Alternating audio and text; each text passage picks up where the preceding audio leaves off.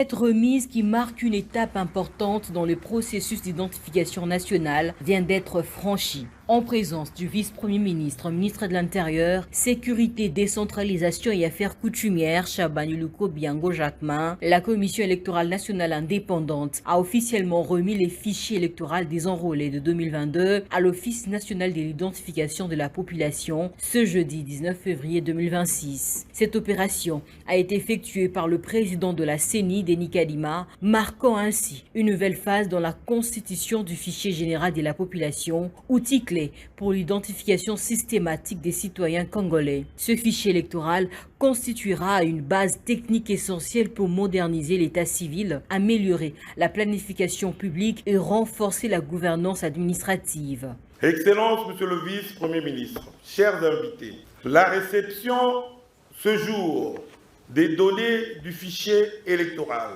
est le fruit d'une collaboration exemplaire entre la CENI et l'ONIP. L'ONIP s'engage à les traiter et à les compléter avec sa stratégie d'identification par stratification qui s'appuiera également sur la mutualisation avec d'autres institutions de la République. Il est donc indispensable d'en retirer les personnes décédées, prendre en compte les changements de résidence et d'y intégrer les citoyens devenus majeurs après l'opération d'enrôlement de 2022.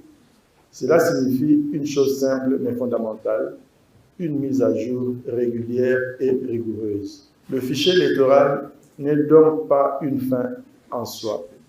Il constitue une base, un socle précieux, mais perfectible, appelé à être enrichi, corrigé et complété. Dans son intervention, le vice-premier ministre a insisté sur la portée historique de cette remise. S'adressant au directeur général de l'ONIP, Richard Ilunga, il a souligné que chaque donnée représente un citoyen, une famille, un droit à protéger et une sécurité à garantir. Pour lui, la consolidation du fichier général de la population constitue une véritable colonne vertébrale des politiques publiques, notamment pour la délivrance de la carte nationale d'identité, l'organisation des élections, la lutte contre la fraude documentaire et les différentes formes de criminalité, le contrôle des flux migratoires, la planification sanitaire et éducative, ainsi que l'inclusion bancaire et fiscale.